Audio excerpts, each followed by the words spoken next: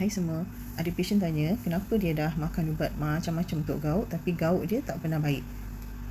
Jadi bila doktor siasat kan, tanya-tanya, tengok ubat, sebenarnya patient tu tak faham apa tu gout. Dia tak tahu macam mana rawatan gout yang sebenarnya. Semua sakit gout kena faham ya, gout ni terhasil akibat berlakunya pengumpulan, penimbunan asid urik dalam darah mereka. Asid urik ni bila dia terlebih had dah, terlampau padu, terlampau padat dalam darah, dia akan bertukar membentuk kristal macam ni. So kristal-kristal ni lah yang akan berkumpul di dalam sendi-sendi, menyebabkan sendi tu radang, jadi merah, sakit, berdenyut. Ini kristal tu lah menyebabkan dia deposit, kita panggil tophi.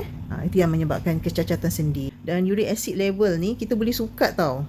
Jadi kalau kita kata kita nak rawat gout, pastikan kita tahu uric acid level kita berapa. Dan bila kita merawat gout, maksudnya ada berlaku perubahan lah pada uric acid level tu, supaya dia tak padat dalam salur darah kita. Jadi bila dalam darah dah tak ada banyak uric acid, barulah dia tak berlaku pengumpulan, dia tak menjadi kristal macam ni.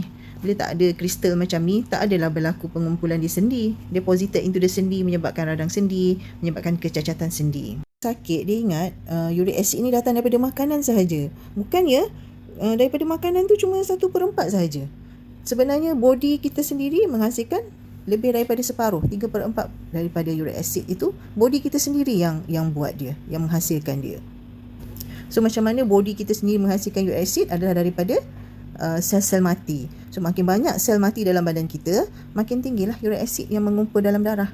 So kalau kita ni banyak penyakit, maknanya kencing manis, darah tinggi, obesity, banyak penyakit dalam badan kita yang kita tak kawal. Nak rawat uric acid tapi kencing manis tak nak jaga, nak rawat uric acid tapi tekanan darah tak nak jaga. So benda-benda semua yang menyebabkan banyak sel mati berlaku dalam badan kita. Bila banyak sel mati berlaku, makin banyaklah uric acid terhasil. Tengok uric acid tadi yang dalam darah tu, badan kita akan kumuhkan dia keluar 70% melalui air kencing, melalui buah pinggang, dan 30% melalui usus.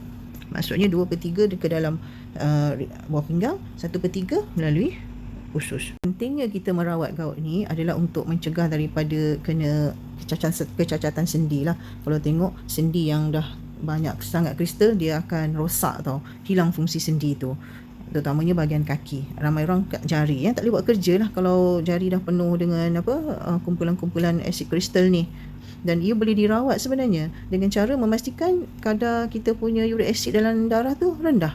Bila level uric acid rendah dalam darah, dia tak jadi macam ni lah, jari ni tak rosak lah.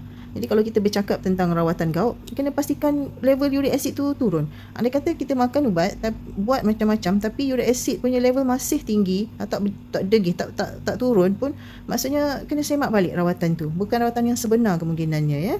Jadi bila patient tanya macam mana nak merawat gout memang kena ada series of monitoring.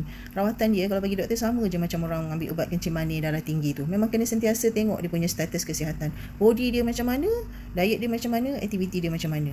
Air cukup tak, pembuangan bagus tak, pemakanan bagus tak, pengawalan penyakit-penyakit yang dia dah ada sekarang bagus tak. Semua tu menyumbang kepada pengawalan gout.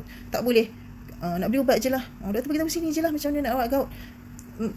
Setiap orang dia ada custom dia punya sendiri. Apa yang dia perlu rawat, apa yang perlu tingkatkan, apa yang dia perlu kurangkan. Dan gout boleh dirawat ya. Sekarang ni zaman sekarang ni memang gout boleh dirawat. Jadi jumpa doktor, jumpa untuk ambil rawatan gout yang sebenarnya. Rawat awal gout supaya tak berlaku kecacatan pada sendi.